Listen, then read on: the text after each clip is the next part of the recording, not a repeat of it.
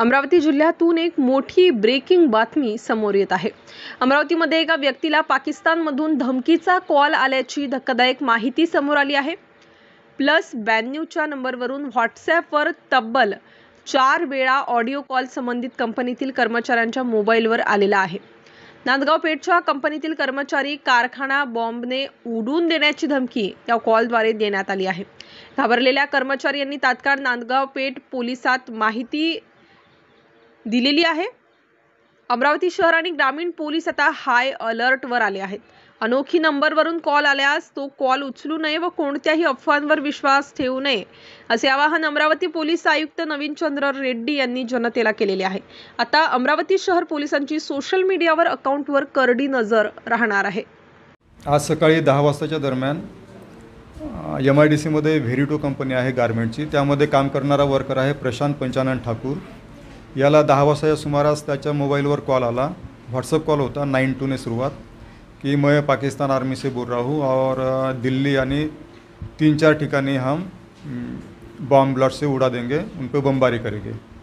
ऐसे उसे जानकारी मिलने पे वो एकदम घबरा गया और उसने कंट्रोल को जानकारी दी। त्याने नंतर आम्हाला कंट्रोलला माहिती दिली 112ला। 112वर जसे आम्हाला माहिती मिळाली तसंच आम्ही CR मोबाईल, बीट मार्शल आणि DO रवाना केले त्या ठिकाणी कॉलरकडे। त्याला आम्ही पोलीस स्टेशनला घेऊन आलो आणि पोलीस स्टेशनला आम्ही इन्क्वायरी केली। ज्या नंबरवरून व्हॉट्सअप कॉल आला होता तो नंबर आम्ही सायबर ब्रँचला प्रोव्हाइड केलेला आहे। पुढच्या नंबरबद्दल इथे माहिती घेण्यात येत आहे आणि यामध्ये माननीय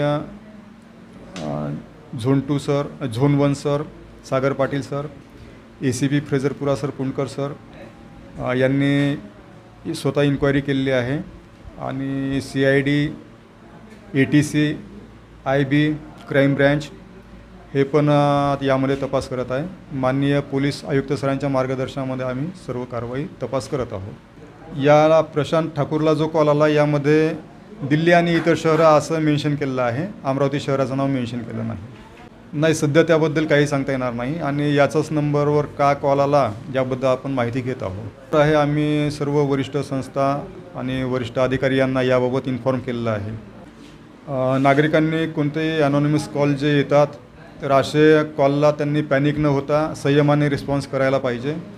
कोणताही कॉल अशा पद्धतीचा कॉल आल्यास त्यांनी पोलीस कंट्रोल रूमला याबद्दलची माहिती द्यावी, म्हणजे पोलीस तात्काळ त्यावर अंमलबजावणी करतील।